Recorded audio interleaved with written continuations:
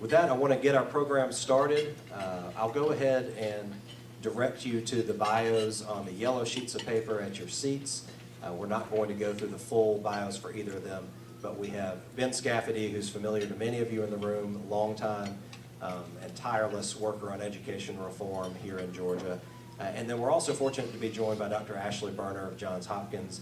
I had the pleasure of hearing Ashley speak for an entirely too short amount of time at the State Policy Network annual meeting in Salt Lake City last October. It's not because I was late or left early.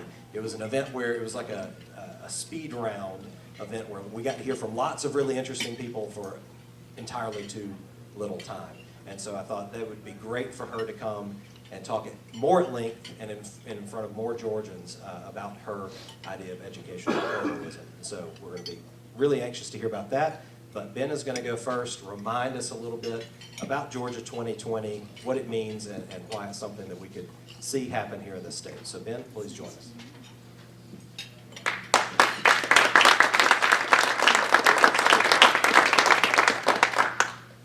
Always an honor to speak at the oldest and most venerable think tank in Georgia, so thanks for having me, Kyle and Benita, I appreciate it. It's an impressive lineup of speakers you have coming. Do you guys know what the 5 worst words are in the English language if you work in Georgia state government? Richard Belcher on line 1. He's actually a very impressive reporter. I'm glad he's coming. He's a great guy. I gave this talk last year, so I'm going to give it again at warp speed, as Kyle said, just a reminder. And notice I have pictures of peaches there. The whole peach is traditional public school students that get full funding. The partial peach, the bigger one, is charter school students who get a good amount of funding, but not nearly as much as traditional public school students. And the little tiny peach is what Gold Scholarship recipients get, right? We don't give much money to students who exercise private school choice in Georgia. And I don't think that should be the case. And so I wrote this report. You can get a copy of it. They have copies here. And I'm just going to go through the recommendations I had. I've studied school choice since the late 80s when I was an undergrad. I'm a believer. I think the research is on our side. I talk about it a lot in the report, why I have these views. And I'm for all of it. So what I propose here is an all-of-the-above strategy. First, I think we should have universal education savings accounts. And all of these proposals, I've tied them to specific policies and programs we have here in Georgia. You could take 90% of the state funding that goes to traditional public schools and give that to students and let them choose a private school if they'd like for their education.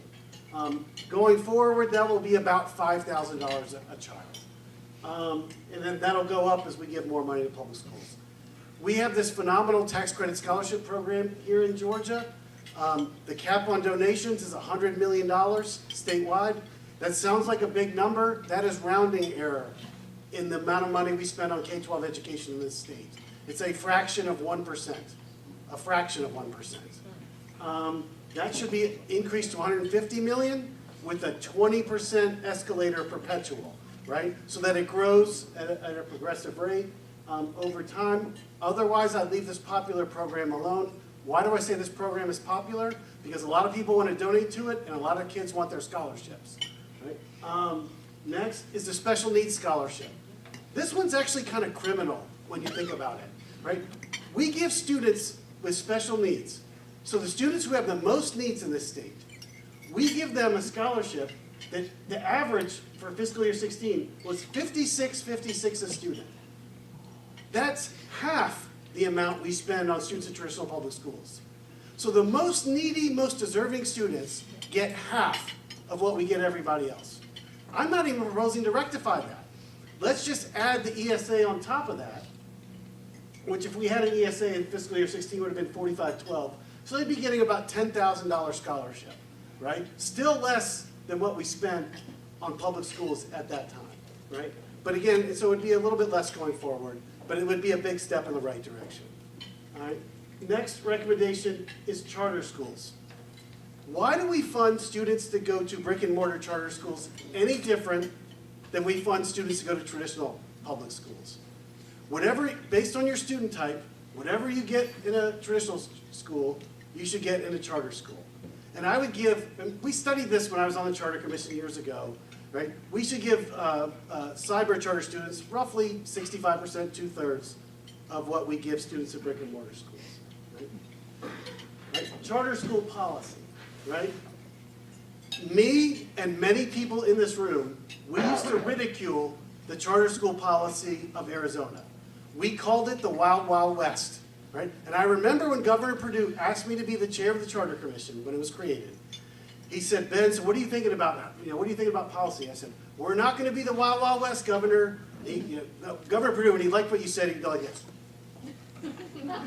So that was like, yes, good answer, right? Right? What did they do in Arizona? They were giving 10-year charters, and they had a light touch approval process, right? Basically, if you dotted all your I's and crossed all your T's, you were approved, right? We ridiculed that because they had so many that would close. They have so much choice in Arizona now. They have a ton of charter schools. They have 5 private school choice programs. Their public schools have lost students. And so you have Scottsdale, Arizona, a rich suburb, begging students from poor school districts, come to our schools because we have empty seats. We don't want to lay off our teachers. Right? You have so much choice there that the average charter school lasts 4 years. I'm sorry, the average charter school that closes lasts 4 years. The market closes it. And in the 4th year, they have 62 students. Why does that happen? Because they have other choices. So yes, we have bad charter schools in Georgia, right? And then we close them. But it would be better if we had more schools and more private options, and then people would close them on their own, right? If you close a charter school, you might be sending them back to a traditional public school that's worse than what they have now, right? Okay, the focus should be on increasing choice, not just closing schools. And the last one, I was corrected last year on this one. I did not know this. For a while, the Charter Commission didn't allow, and this was one board member that was there after I left, they didn't want big charter operators opening like 7 or 10 at a time, right? Now they'll allow that, but you know why they won't come now? Because the subsidy rate isn't big enough. The amount we fund charter schools isn't big enough. So you have a bunch of large, well-regarded charter operators out west. 2 of them, the founders, are Georgians. They want to come to Georgia, and before they weren't allowed. Now they're allowed, but now they won't come because they said the subsidy rate isn't big enough, right? These are successful, proven models out west that want to come here. I met them at Georgia Public Policy conferences over the years. I met them at national conferences over the years. They're like, we want to come to Georgia. Sometimes they would call me on the phone thinking I was still working at the commission or something, right? They want to come. They're allowed to come, but now we need to get that subsidy rate up. I know the legislature increased it last year a little bit. We got a lot to go on that, right, to get parity in funding. Here's the issue. Charter schools can do it for less money, but they have to compete for teachers with the traditional schools, right? So they got to get there. They don't need to be exactly equal, but they got to be close. They got to be close to the funding, right? Accountability under what I propose, all right? I want every school that receives taxpayer funding for their students to be able to choose from a menu of tests, right? A menu of norm reference tests, like the Iowa Test of Basic Skills, COGAT, Stanford, and other tests like that. Let them choose from a menu, right? Require them to give that test to all their students starting in grade 3, and then report those results to the parents. I did a survey of Giza schools a couple years ago. All right, I said, Jeff Jackson, head of Giza. I did a little survey. He sent it out to all the headmasters, and it came back. Do you know how many private schools in Georgia don't test their students every year? It was 2 or 3. And do you know why they don't? Because they're for severely special needs students, where it's not appropriate. So every private school in Georgia is giving these tests when no one requires them to. Do you know why? Because parents want that. Parents want that, right? So we don't even need to mandate it, but fine. If this helps you sleep better at night, we'll mandate it and report it to parents, right? I would let public schools do this too. If public schools want to teach the state standards and give the state tests, go for it. If private schools want to teach the state standards and give the state tests, go for it. But if they want to do something they think is better, they should go for that too, right? Now, accreditation is an evil. Anyone that's a professor knows what I'm talking about, right? It leads to input policies, right? It leads to bureaucracies, right? It's terrible. But it might be a necessary evil in this case, right? So we might want to have what I call the Texas model of accreditation, where they have a bunch of different accreditors. So if you can get 20 or 30 schools together and they have an accreditor, we'll approve that accreditor. So we're not going to have a monopoly or a cartel over accreditation, right? So if you think your accreditor is making you do things that cost money and don't help students, then you switch to this accreditor, right? Again, accreditation is a terrible racket, right? It's terrible, right? But it might be a necessary evil in this case to make sure that schools are actually providing school, right? So notice, I don't have any reporting to any government body, right, of test scores, right? But I would look at statewide metrics. And these are data, most of it that's easily available. Statewide NAEP test scores given to a sample of students, right? Statewide post-secondary attendance, we can use the National Clearinghouse data to say, what % of our seniors go straight to college, right, statewide, right? We can look at how students are doing post-secondary through the technical college system, through the USG, right? We can look at labor market outcomes through this unemployment insurance data. This is all data we have access to. And we can look at a statewide level just to make sure this thing isn't going off the rails, right? And we can look at it regionally to see where we maybe need to have more attention. Then the rest, I would have civil society give parent satisfaction surveys. How happy are you with your kid's school? And ask specific questions about academics, about social outcomes, civic outcomes, right? I would survey economic development officials and business leaders. How happy are you with our graduates, right? And use that as metrics to see if we need to make mid-course corrections, right?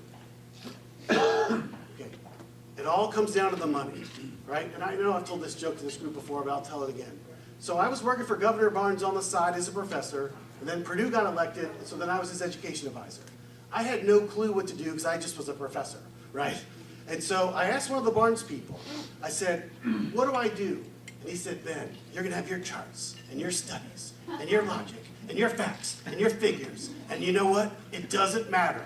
Because they, and what he meant by they, was the public school lobbyists. He goes, all they care about is the money, right? They talk about, oh, this $100 million tax credit scholarship program, taking money from the public schools. You charter schools taking money from the public schools. Look at that graph.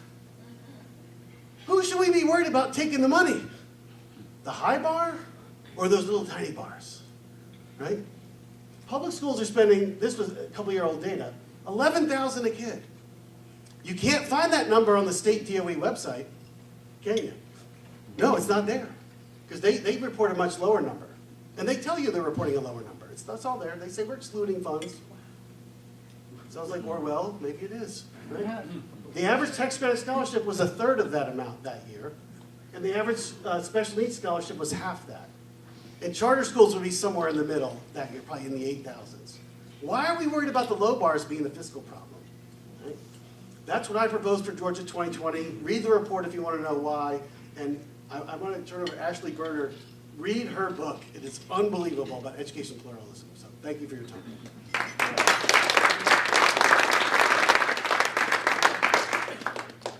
Thank you so much. It is wonderful to be here. Thank you to Kyle and to Benita for inviting me, and Buzz Brockaway, who's probably here somewhere. And it is a real pleasure to be in a room with Ben Scafidi. I was a member of the Ben Scafidi fan club years before I met him, and it's a great pleasure to interact with him in public and private conversations. But Ben, there's something about me that Ben does not know, and that is that my parents actually met at Emory University. My mom was an undergraduate, and my father was in medical school here. So I was raised with stories about the old restaurants they used to go to and the old track at Emory, which is no longer extant. But we came here a lot, so it's great to be back. Great to be back.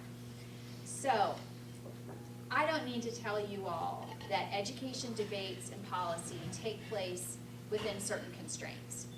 All right? They take place within constraints, the laws that we inherit, the definitions that we have. All of these things you all who are on the front lines deal with every day. But I want to talk about a constraint that isn't obvious to us because we're so used to it. and that is the constraint of the uniform delivery system. So not Georgia, but many of our state constitutions actually mandate a uniform public school system, the district school. Most countries, most democracies in the world don't have a uniform delivery system. They have what we would call educational pluralism.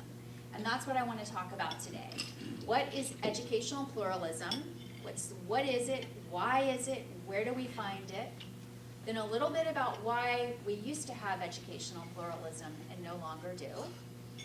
And then finally to talk about some next steps for changing the entire paradigm of public education in this country, what it would look like and what it would require.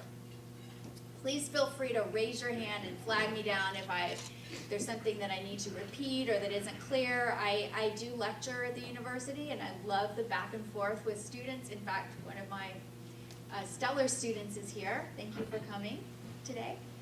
So educational pluralism is just a different way to structure public education. Educational pluralism is a system of schooling in which the government funds and regulates but doesn't necessarily deliver public education. Their definition of public education may include Jewish schools, Catholic schools, First Nation schools, homeschoolers, and so forth. And I'll get into some details. They also hold those schools accountable for academic results.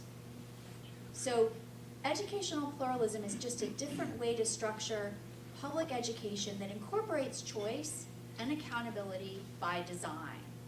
So is this just a fancy way to say school choice and have done with it? Not really, because when you think about it, the term school choice itself indicates the request for an exemption from the norm. The norm of uniformity is operating in the background of all of our educational debates. When we're asking for school choice, we're saying, let me have an exception to the norm. But what if we need to question our norm from the very beginning? And that's what I'm trying, that's what this conversation is all about.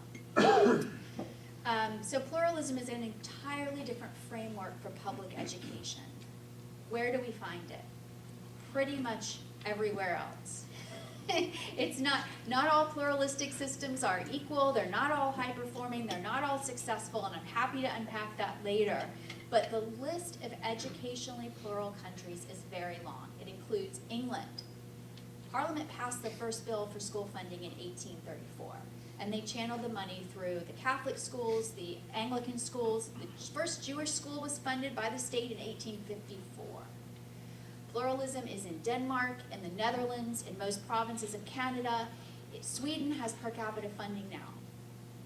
I'll just dive down into three of my favorite examples. The Netherlands funds 36 different kinds of schools on equal footing. Montessori, Jewish, Catholic, Jewish, not only just Jewish, Jewish Orthodox, Jewish Reform, anthroposophic schools, secular schools. They also fund what we would consider district schools. So even in this highly pluralistic country of the Netherlands, about a third of the kids attend a state-delivered education. So I want to make that point too. There's room for all different kinds of schools in a pluralistic system. The Netherlands also requires all those schools to adhere to a national curriculum that is content-rich. They actually require students to learn something in particular, not just a skills-based education like we have in this country that focuses on find the main idea. So every student in the Netherlands has to pass exit exams that are content-rich. Now the content can be delivered through many different worldviews, as it were. So the curriculum, the history curriculum may be the same information, but it's delivered very differently in a Catholic school, drawing upon theological framework and so forth. But the kids have to know the same stuff at the end of the day. Alberta, Canada, another favorite of mine. Alberta was a very low-performing province, and they had progressive education that was skills-based.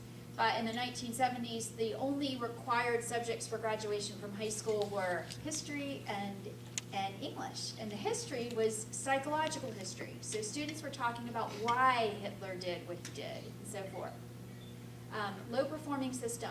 New government came in the late 80s, and they executed what I would call a grand bargain. They did 3 things simultaneously, and there's a lot behind this story. I'm giving you the headlines. 3 things simultaneously. They redesigned the funding so that funding for the schools was no longer contingent upon property values. They centralized it and made it more equitable. Number 2, they put in place a high-powered, content-rich curriculum and assessments for everybody. And number 3, they expanded the choice options. They had funded Protestant, Catholic, and secular schools. Then now they started funding Jewish schools, First Nation schools. They even provide a stipend for homeschoolers. Again, they all have to take high-powered assessments at the end. I've actually looked at the curriculum. It's a very strong curriculum. Alberta also has a higher percentage of immigrants than we do, and they still are at the top of the charts internationally. Final example, Australia. Just like the United States, Australia is a federal system. Education is run at the provincial level, but the federal government is the top funder of independent schools now. Fully half the students in independent schools in Australia are there. Low-income kids, the lowest income children in the whole country, are funded, their tuition is paid for by the central government. Why? Because the central government looked at the results of the independent schools and saw that the schools were having an outsized positive effect on low-income students, much more than the state-delivered education. So those are that's a sampling of what it looks like around the world. Now, how do they justify this? What thinking goes into having a pluralistic system? Why structure it that way instead of a different way? There are 5 premises, and I'll touch on each very briefly. Number 1, the right school needs to be accessible for every family.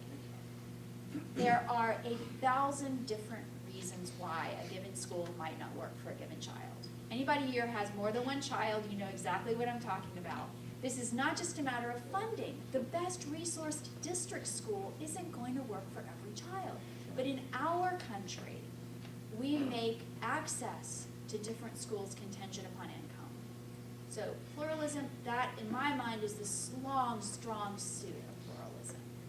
It's not limited. Choices are not limited to the wealthy. Number 2, education is not a neutral enterprise. It is not possible, says a pluralist, to construct a values-neutral school. Why is that? Because the conversations we have, the disciplinary code, the materials we use, in fact, the questions that we don't ask are educative for children. So the answer to that is not to have one kind of school that everyone goes to, but to honor the differences of beliefs in the educational space. Actually, it's very informative to read education debates from Parliament, where they're actually talking about the difference between a secular school and a pluralist society. And there, they will say, we will always fund secular schools and we'll always fund distinctive belief schools because they're all valuable and they all present a point of view. So, education's not a neutral enterprise. Number 3, education is not merely an individual good, but it's a public good. And this is where the accountability systems come in pluralistic systems. Pluralistic systems do not, by and large, they do not cast the common purpose to the market. They do believe in having a lot of different kinds of schools, but at the same time, they would argue an education is different from buying a car or buying a pair of jeans, because the way your children turn out matters to me as a democratic citizen. And in fact, when you look at the original debates, why democracies funded education, public education in the first place, it had to do with our common obligation to the next generation. And so that's the tension and the balance that educational pluralism works from. Yes, we want to enshrine and honor distinctive beliefs, and we want to reinforce the common conversation that all students need to participate in. 4th, education belongs not exclusively with the state and not exclusively with the individual, but in between within civil society. So anyone here who has studied political theory knows that political theorists have to decide what goes in what category, what belongs with the state, what belongs with the individual, and what about those intermediate institutions, the institutions of civil society that are vital for democratic culture? De Tocqueville talked about this in the 1830s, that the voluntary organizations are what makes American democracy possible. So pluralism turns the running of schools, by and large, to the civil organs of civil society. It's not just an individual choice. It is not just a state obligation. It is rather the voluntary sector that administers. So Hong Kong's government funds public education. Voluntary organizations administer it. And the last point is that when a pluralistic structure is designed with these ends in mind, the academic and civic outcomes tend to be higher than when any one school sector dominates. So let me just say this as an academic researcher. When you look around the world, you see that when there are multiple voices and multiple institutions that actually, and in education in particular, where there's a distinctive school culture, those students tend to do better in academic and civic outcomes. And I'd be happy to say more about this. I would never, by the way, say that educational pluralism always leads to better outcomes. But when it's done well, when there are distinctive school cultures and a high-quality academic pressure and requirement, all students tend to do better.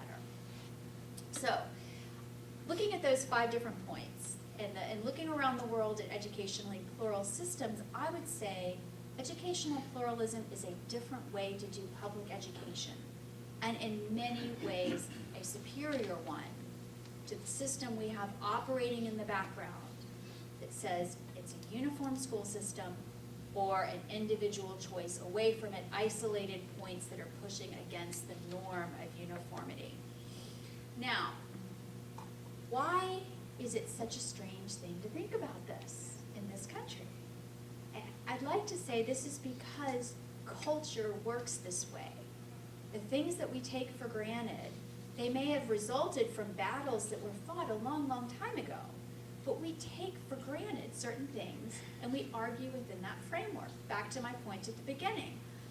So the United States used to be educationally plural.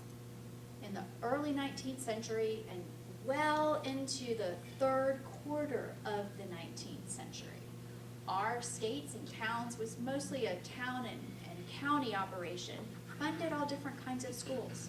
Catholic schools, Calvinist schools, in New York City, de facto Jewish schools.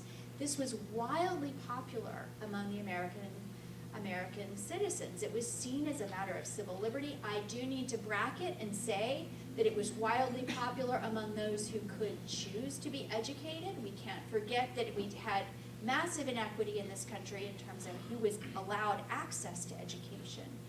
But to those who were able to educate their children, it was very popular to have diverse kinds of schools that reflected the population. And in fact, when Horace Mann, you all may have heard about Horace Mann, the first Secretary of Education in Massachusetts, argued for the common school that was run by the states to create a common experience. He was soundly rejected by most Americans, but something happened to change Americans' perspective. What was that something? Massive influx of Catholic immigrants. Massive. Millions of Catholics came to our shores in the 1830s, 1840s, 1850s. And in some big cities in the East in particular, they almost became a majority population. Well, what do you think they expected from education? State funding or local funding for Catholic schools, which they had in the old country and which most Catholics had in this country. What was the problem with that? Well, the Protestant majority in this country did not believe that Catholics could be good citizens. They did not believe that fundamentally did not believe that Catholics could become good citizens. They thought Catholics were authoritarian. There's this loyalty to the Pope, this foreign ruler, and did not want to fund Catholic schools because they wanted to acclimate Catholics. In fact, this started a widespread grassroots nativist movement in almost every state, except for Maryland. The nativists were anti-immigrant, they were anti-Catholic, and they were anti-Catholic schooling. In fact, Oregon actually pretty much outlawed Catholic schools. It was the second time the Supreme Court of the United States weighed in on a state education law was to declare that Catholic schools could exist, that a state couldn't take that right away. So the nativists took over the state houses and passed laws, and in fact, the Ku Klux Klan was the equivalent at the grassroots level to what was happening in the legislatures. The Catholics would, the Ku Klux Klan would firebomb Catholic neighborhoods and Catholic churches and so forth. Hard for us to project back then, but the end result is that beginning in the 1870s, states started passing what we know as Blaine Amendments. We can go into that history. Most of you probably know that history, but that were designed to stop public funds from flowing to Catholic schools. Now, ostensibly, this was about denying funding to religious schools, but the district schools were Protestant through and through. They were Protestant prayers. In fact, most state legislatures strengthened the Protestant components in the district schools all the way until the 1960s when the Supreme Court secularized the district schools. Now, anyone who's ever been in the religious minority knows that the majority takes its stuff for granted. It doesn't even notice. So these folks would say with a straight face, we're having the separation of church and state, and that's why we have, these Blaine Amendments, and yet at the same time passing laws to reinforce the Protestant majority culture. Now, the irony is when we look at the school sector research and we look at academic results and citizenship results, guess which of all the different school sectors has performed the best by way of students in terms of narrowing the achievement gaps between wealthy and poor kids, and also looking at civic participation? Catholic schools. So this is a brief history of why we have the uniform school system that we have. And again, we have 12 or 13 of our state constitutions actually include the term uniform in our description of public schools. But you can see what the consequences of this is to this day. When we're arguing for charter schools or Catholic school funding or tax credits and ESAs, we are essentially arguing against the backdrop of uniformity, and the battles that we have, the research that we have, are geared towards proving superiority of these different sectors.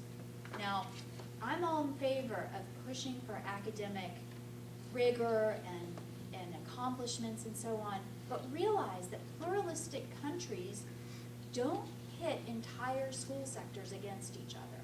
You don't hear people in Denmark saying Catholic schools better than secular schools, or Jewish schools better, or Orthodox schools better. They don't have that kind of animus between the sectors. Instead, they focus on each individual school and how to hold each individual school accountable for its academic results. So I think so that's in a nutshell what pluralism is and how it functions. Let me ask you, what are some concerns that you think would come up when we talk about pluralism in this country? Just name it out loud. What concerns do people have about this structure? If I ran for government on a platform of educational pluralism. Trying to privatize public schools.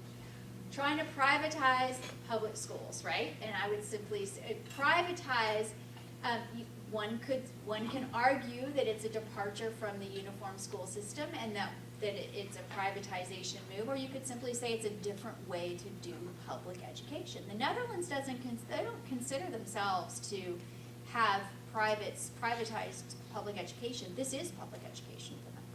I mean, at the end of the day, if the money's coming from the state, then it would still be considered public education. education. It is considered public But education. it's It's not district education. Yeah. Their definition of public education is more capacious.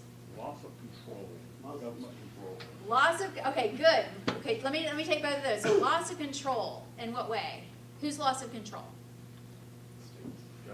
Government. Okay, okay, so, Government at whatever level. okay, so yes, so there is always changing a system implicates power. It is going to come up against the power structures that exist. This we can't hide hide from. Obviously, any major social shift, think about the abolitionist movement. Nobody believed that the British would ever ban the slave trade. It was unthinkable. And because the lobbying power was so great. If anybody wants to see a B-grade movie about this, Amazing Grace, about William Wilberforce, it's unbelievable what it took, right? Muslim schools. There are quite a few conservatives who support school choice who would have pulled back from legislation because they're afraid of jihadi schools. Believe it or not, the other pluralistic countries have looked at this, and the Muslim schools in the Netherlands and in England have not had a problem with radicalization. There was one problem in the Netherlands with the kinds of textbooks that they were using. Some of the schools were importing textbooks from anti-Western countries, and they were teaching in Arabic, and so the Ministry of Education, which has to approve the materials, and again, they fund a variety of materials, said textbooks have to be printed in this country.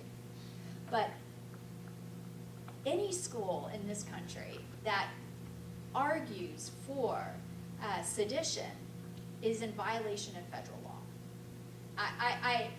When I hear people talk about Muslim schools, I'm really reminded of what it was like in the 19th century around Catholicism. There are people who really did not believe Catholics could be good citizens. And when you look at the Catholic schools, the opposite has happened. The early studies of the American Islamic schools are that they are academically rigorous, that they are deeply invested in pushing against the possibility of radicalism within their own community.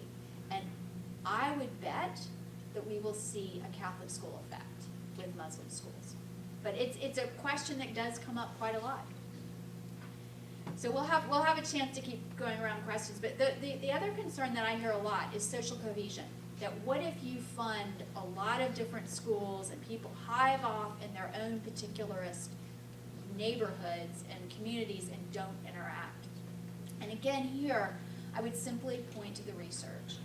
When you look at research on the school effect, that separates a school's effects upon a child irrespective of their background, when you control for their background experience, schools that have distinctive cultures, a strong school culture, have outsized impact on academic and civic scores. And there are all kinds of resources. My institute's working on a resource right now with school culture, and that's a fascinating area. I'd love to talk more about it. I think another, so those are the main concerns that I hear. One of the benefits to pluralism in this political context is if we could get from here to there, we could diminish some of the animosity between different sectors. To your point about control, it takes a long time to get there, but that's what I'm hoping for. I'm hoping that we'll get to a place where we don't have a peace through superior firepower approach towards education policy. So how would we get there? This is a long process, and I welcome my colleague Ben's comments on this, but we ask ourselves this all the time at my institute. How would we actually get there? And I think in the short term, there are a few things that I would recommend. The first is to change the tone of our education policy debates. I don't think it's helpful to have charter leaders diminishing tax credit programs. Now, that doesn't happen in this state, but it does happen at the national level, where you have charters that won't endorse the choice model, where you have district leaders talking about how awful, how money gets pulled away by charters, and when you hear private school scholarship advocates talking about all district schools as though they're all failing schools, and they aren't. I work with a lot of districts. There are good things happening in a lot of districts. around curriculum, around teacher competencies. So diminishing entire sectors needs to subside in my view. I think another thing we can all do is to focus on problems that all schools have in common, and creating the conditions for collaboration. I'll give you one example, transportation. As soon as you have choice, you have a problem with transportation. And to my knowledge, no city has really cracked this nut. Denver is coming close. Indianapolis is coming close. But I look at a mid-sized city like Baltimore, where I live. Baltimore is choice averse. There are no good programs there. The charter gets the worst charter laws in the country. But they have district school choice within Baltimore. Guess what? The public transportation system cannot accommodate it. Children cannot get from point A to point B. So how is that a choice? If education leaders could sit down and start solving that problem, that public, well, I call them district schools, district, private, and charter schools all have in common, that would go a long way to creating collaboration and solving the problem. There are other issues that all schools have in common, is a curriculum. And this country as a whole is averse, has been averse for 100 years to a knowledge-rich curriculum. We focus on skills over content. And this is something my institute has done a lot of work on. If you look at high-performing countries around the world, most of them have a knowledge-rich curriculum where you actually have to learn something. But 100 years ago in this country, there was an ideological battle in the education schools. Is education for everyone? Do you take the liberal arts curriculum and democratize it, or do we focus on skills?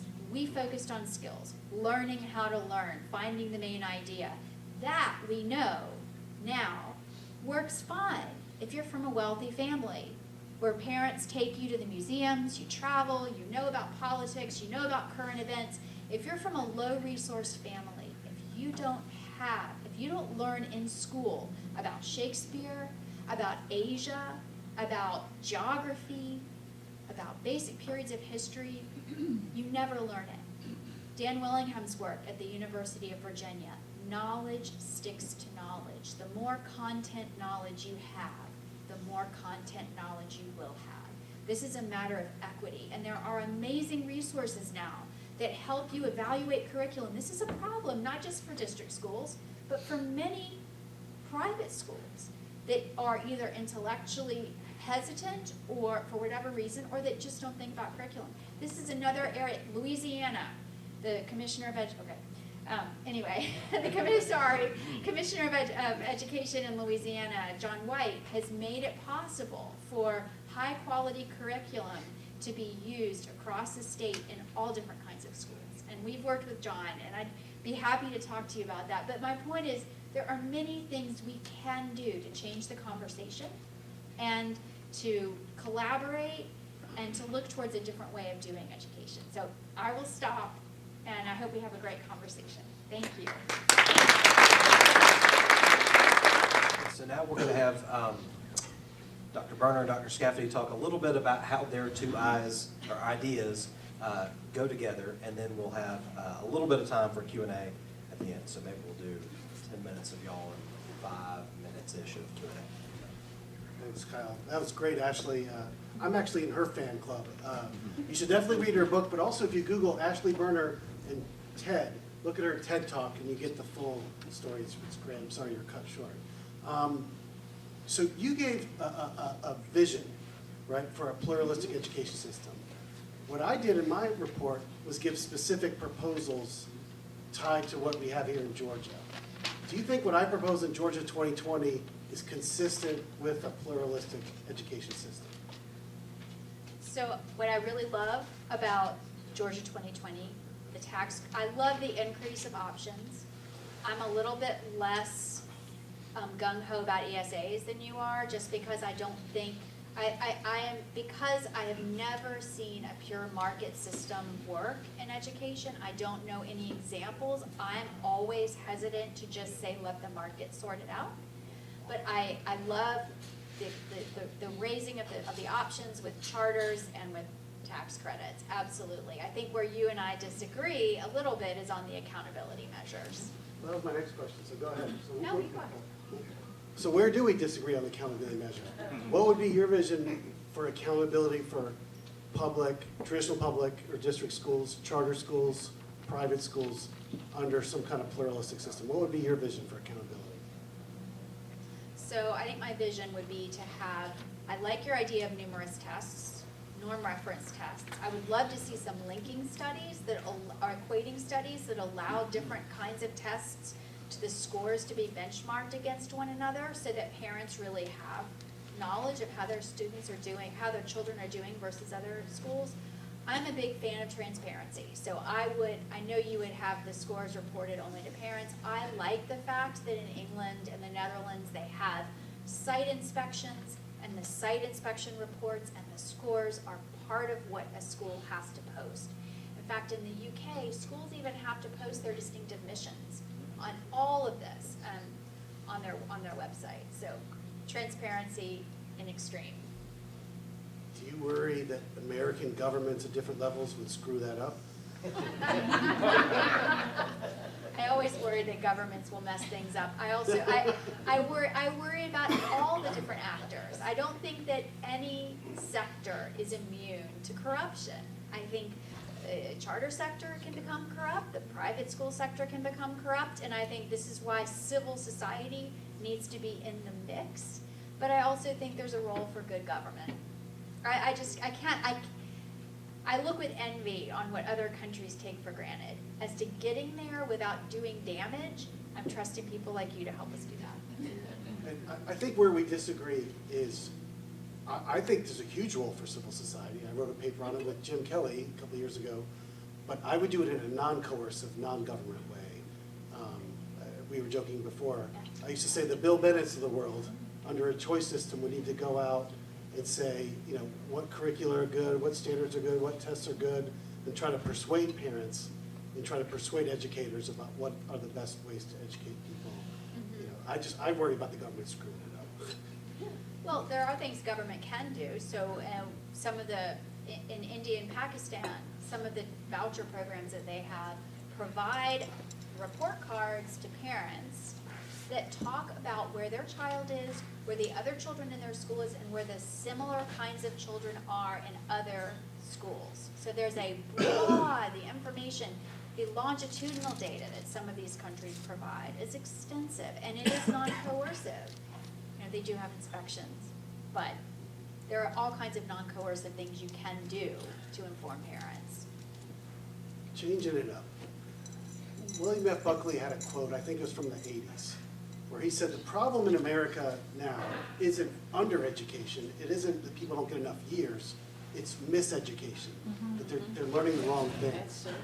What do you think about that, and how, and you touched on this a little bit, but how would a pluralistic education system get kids to be learning better things than we learn today? So I think there are two different problems. I think there's the problem of structure, which is what we've been talking about with the mechanisms and the kinds of schools that are funded. And then there's the problem of content, which has a unique history, as we talked about a little bit earlier, of walking away from a knowledge-rich curriculum. So a pluralistic structure is not going to solve the problem of content. That has to be raised on different grounds and a kind of conversation that's led with different kinds of research. So we know that there is a curriculum effect, that a high-quality curriculum, in particular a knowledge-rich curriculum, is the lowest cost way. It's a policy lever that can boost student learning. If you take any school that has a mediocre curriculum and put in place a higher quality curriculum like E.D. Hirsch's Core Knowledge or Great Minds Wit and Wisdom, and you prepare teachers to teach it, doesn't matter what kind of school it is, your students are going to learn more. And I'm seeing that in Baltimore City right now. So again, a pluralistic system isn't going to solve that inherently, but any state, any district, any school system, school network can start to change, can raise the bar for its students. Thank you. Is there anything else you want to say before I turn it over to the crowd? Okay? Turn to the crowd. All right, let's turn over the crowd, is that okay? All right, I just was, one quick thing about what you just said. Philosophers usually talk in complicated language. I remember we had one at Georgia College, Hank Edmondson, who said it best. You can't teach a kid to think unless he or she has something to think about, That's right. That's right? And I thought that was so clear, because they always talk Yeah. about skills and So, critical thinking. so the Common Core state standards have, we'll leave that aside for right now, but one of the standards in ELA, English Language Arts, is that students have to find the evidence and they have to find the main idea. So I'm talking, which is fine when they're younger, but at the high school level, to find the main idea in Hamlet, this is what one of the things my colleague David Steiner says all the time, try very hard for a minute to think very hard and find the main idea about nothing in particular. Can you think critically about nothing in particular? It's whereas when I did my graduate degree at Oxford, and I was a single mother, and my 2 little girls were in a school in the UK.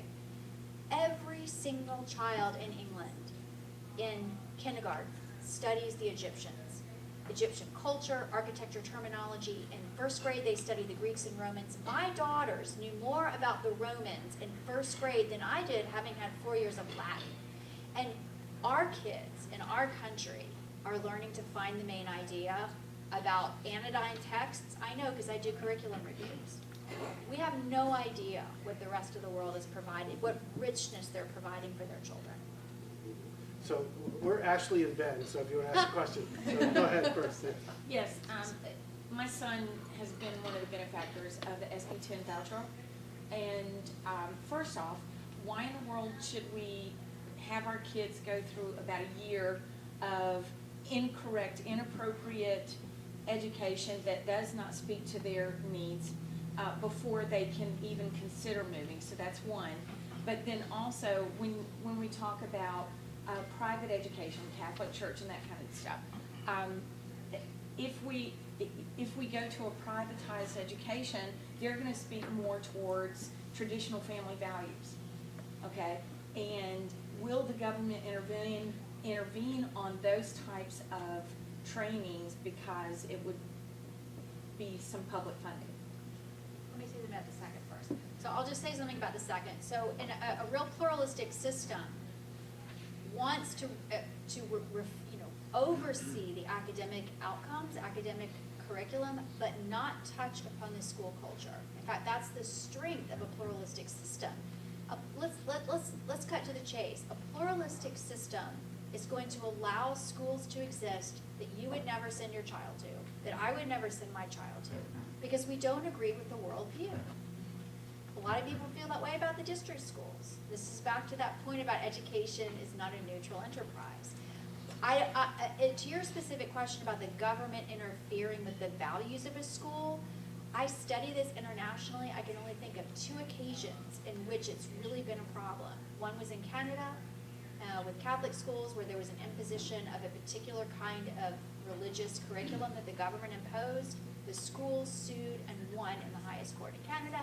There was a case about Jewish education in the UK, and that was a very complicated and arcane debate about what counts as being Jewish. And the High Court of England ruled, I think, wrongly. So it can happen. It can happen, but I think it's much less likely than we would worry.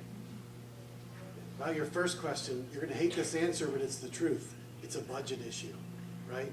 When kids that are not in public school get an SB 10 voucher, that's a budget hit.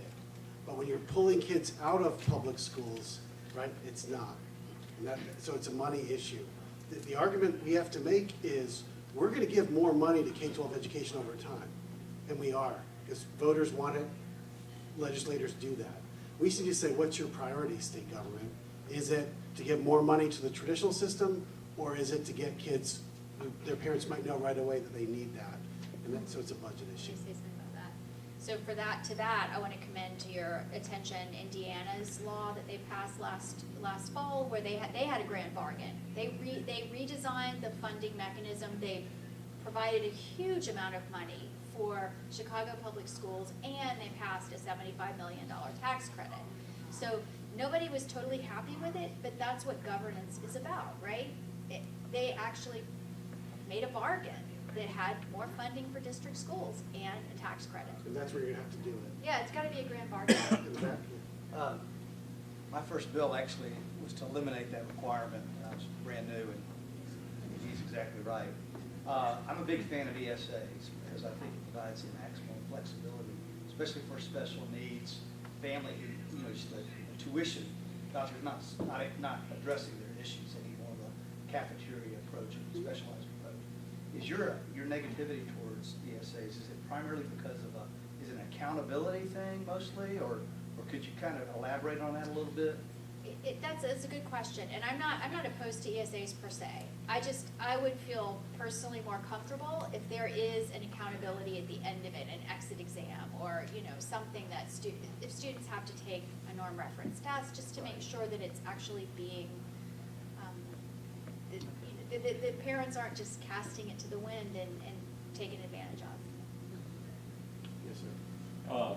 For Dr. Berner, the question on moving from uniform to pluralism, in the last 50 years in a developed nation or a developed state, is there a model of some group that has made that move from uniform to pluralism? Or is it underway in the U.S. somewhere in a more holistic way like you're describing that we could look at as a model? So some of the states have come a long way. Indiana and Florida have come a long way, and Georgia has come a long way. Again, they're still arguing. We still have to argue against uniformity. I'm thinking about who's made the case for an entirely different structure. And Sweden went with per capita funding about 20 years ago, where they didn't mandate it, but they gave municipalities the option of letting the money follow the child. And in some cities in Sweden, 45% of the students go to non-state delivered schools. Now, Sweden's an odd case because the same legislation, you're not going to believe this, the same legislation that allowed per capita funding mandated progressive education in all schools. So Sweden used to have the wonderful liberal arts curriculum that all kids had to have. They opened that up and required progressive education, so it kind of worked against some of the other things. But anyway, so Sweden is an example. Australia has gone much more pluralistic from a federal perspective. Alberta, Canada, which I mentioned, the biggest case from actually intentionally going from uniform to plural is the Netherlands itself. The Netherlands is the freest country right now in terms of access to different schools. But in the early 19th century, they passed a uniform school system. They were trying to deal with the religious diversity, so they mandated a common school. And very few people could vote in the early 19th century. So a lot of the folks who were in the Kingdom of the Netherlands had no recourse. So they actually mounted a campaign, they marched on the palace, they signed petitions. In fact, in 1830, the southern provinces withdrew from the country over education funding. They created Belgium, which is majority Catholic. They've had pluralism ever since. So as a consequence of that, over time, the Netherlands, the parliament became pluralistic, and they started expanding the kinds of schools that they would fund. Great So question. they're good questions. They're really good questions. Last question. Okay, Eric? So I have a question for Ashley. What specifically do you think about this idea of multiple accreditors, right? Because we've been through this deal with an agnostic curriculum instead of tests over the last 10 years, and we've decided in a lot of places that we hate that. We pretend that we hate it, right? So how do you think that would work? Or do you think that would work? Are you talking about the curriculum, or are you talking about accreditation Ben's itself? idea of multiple accreditors Yeah. approving schools. So I work in higher ed, and I agree with his opinion of accreditors, but Yeah. it might be the best. Yeah, bad I option. agree. I think accreditation could be a really powerful quality control measure. Actually, that's something I'm trying to do right now, is to study the K-12 accreditation system, because strangely enough, nobody's really studied what the incentives are like and how it functions and who's a really better. I mean, obviously you have to trust the accreditors, right? So how do you ensure that they're credible? And I don't think we know enough about that, but certainly in principle, I agree with Ben. Please join me in thanking.